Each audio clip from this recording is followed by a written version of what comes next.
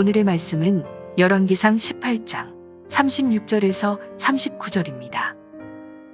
저녁 소재 드릴 때에 이르러 선지자 엘리야가 나아가서 말하되 아브라함과 이삭과 이스라엘의 하나님 여호와여, 주께서 이스라엘 중에서 하나님이신 것과 내가 주의 종인 것과 내가 주의 말씀대로 이 모든 일을 행하는 것을 오늘 알게 하옵소서. 여호와여, 내게 응답하옵소서. 내게 응답하옵소서. 이 백성에게 주 여호와는 하나님이신 것과 주는 그들의 마음을 되돌이키심을 알게 하옵소서 하매, 이에 여호와의 불이 내려서 번제물과 나무와 돌과 흙을 태우고 또 도랑에 물을 핥은지라. 모든 백성이 보고 엎드려 말하되 여호와 그는 하나님이시로다. 여호와 그는 하나님이시로다 하니. 여러분이 엘리야라는 이름을 들었을 때 가장 먼저 떠오르는 장면, 갈멜산에서 이방 선지자들 수백 명과 맞닥뜨렸을 때의 모습이 아닐까 싶습니다. 이스라엘 전역에서 모인 바알의 선지자들이 송아지를 제물로 택하여 갈멜산에서 바알신을 예배했습니다. 제물에 불을 붙이지 않은 채 그들은 아침부터 바알에게 응답해 달라고 기도했습니다.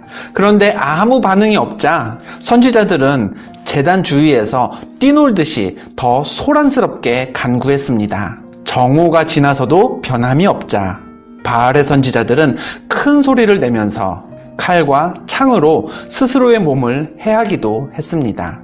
결과는 어땠을까요? 열왕기상 18장 29절입니다. 그들이 미친 듯이 떠들어 저녁 소재 드릴 때까지 이르렀으나 아무 소리도 없고 응답하는 자나 돌아보는 자가 아무도 없더라.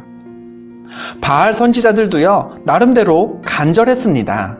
그래서 그들은 큰 소리로 기도했고 뛰놀듯이 예배했으며 미친 듯이 떠들기도 했습니다. 그러나 아무런 반응도 또 변화도 없었습니다. 이후에 엘리야가 하나님께 기도했습니다. 엘리야의 기도는 바알 선지자들처럼 소란스럽지도 또 화려하지도 않았습니다. 그러나 엘리야의 기도는 응답받았습니다. 여호와의 불이 내려서 번제물을 태웠고요, 제물 주변 도랑의 물까지 핥았다고 말씀에 기록되어 있습니다. 그렇다면 엘리야의 기도는 바알 선지자들의 기도와 무엇이 달랐기에 응답받았던 것일까요? 우리는 두 가지 차이점을 생각해 볼 수 있습니다. 먼저 엘리야의 기도는요, 하나님께 드리는 기도였습니다. 너무 기본적인 이야기인가요?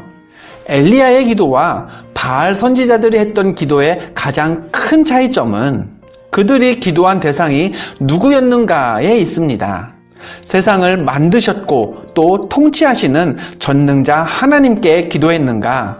아니면 생명도 능력도 없는 거짓신 바알에게 기도했는가? 거기서부터 기도의 응답 여부는 이미 판가름 났던 것입니다.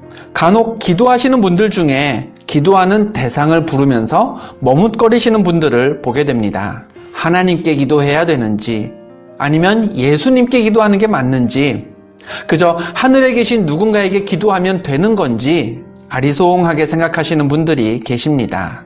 오늘 분명하게 정리하셔서요, 확실하게 선포하시기 바랍니다.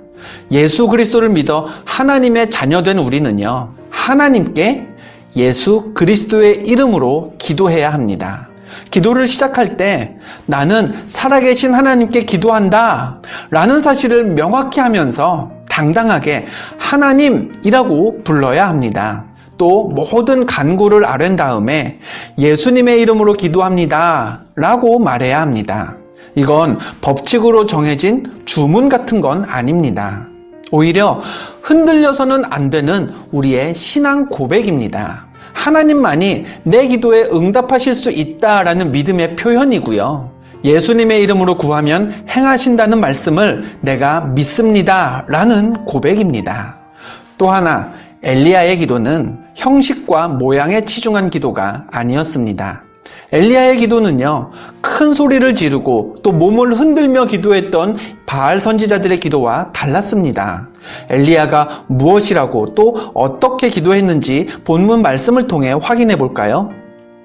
아브라함과 이삭과 이스라엘의 하나님 여호와여, 주께서 이스라엘 중에서 하나님이신 것과 내가 주의 종인 것과 내가 주의 말씀대로 이 모든 일을 행하는 것을 오늘 알게 하옵소서. 여호와여, 내게 응답하옵소서. 내게 응답하옵소서. 이 백성에게 주 여호와는 하나님이신 것과 주는 그들의 마음을 되돌이키심을 알게 하옵소서. 엘리야는 소리 지르지 않았습니다. 뛰놀듯이 움직이거나 미친 듯이 떠들지도 않았습니다. 성경이 엘리야의 기도를 기록할 때 사용한 동사는 딱 하나입니다. 그가 말했다.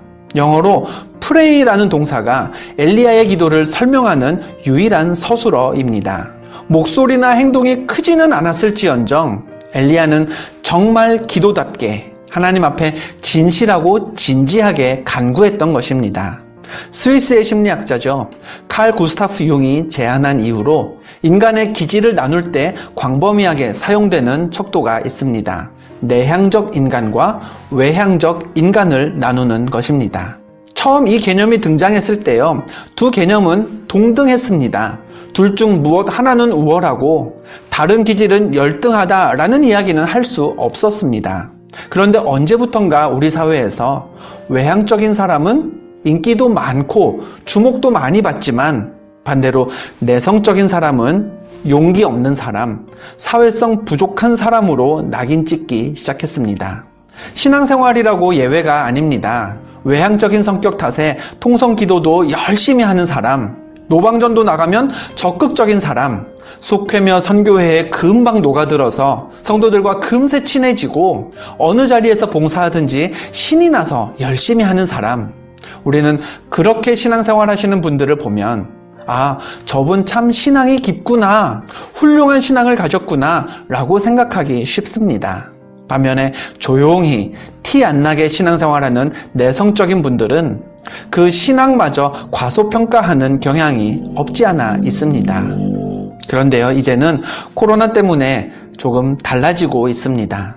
바이러스 전파 때문에 예배 시간에도 통성기도로 기도할 수가 없습니다. 사회적 거리두기 때문에 노방전도는 어려워졌습니다. 그동안 신앙생활의 척도로 작용했던 부분들이 달라져야 하는 현실이 되었습니다. 이와 같은 때에 우리는 우리의 기도도 돌아보아야 합니다. 소리내서 기도하는 게 기도 잘하는 건 줄 알았다면, 또 몸을 흔들면서 울부짖으면서 기도해야 그게 제대로 된 기도인 줄 알았다면 오늘 엘리야의 기도를 기억하시길 바랍니다. 하나님은 소란스럽지 않은 엘리야의 기도에도 불을 내려주셨습니다. 이방 선지자들보다 훨씬 정적인 기도였지만 그 기도에 응답하셨습니다.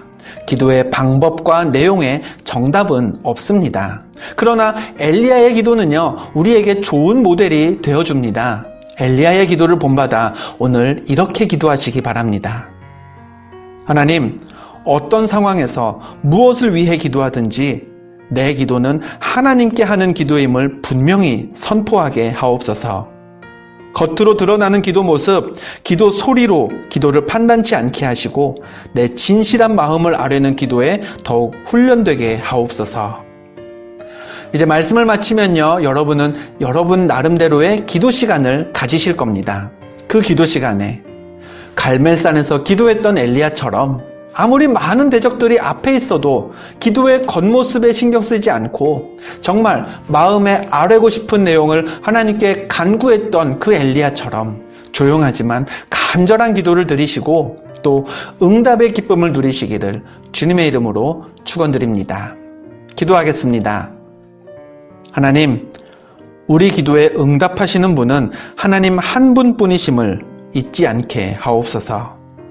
어떻게 기도해야 하는지 관심 갖기보다 무엇을 아뢰든지 진실된 마음을 드러내는 기도에 더욱 훈련되게 하옵소서. 예수 그리스도의 이름으로 기도하옵나이다. 아멘.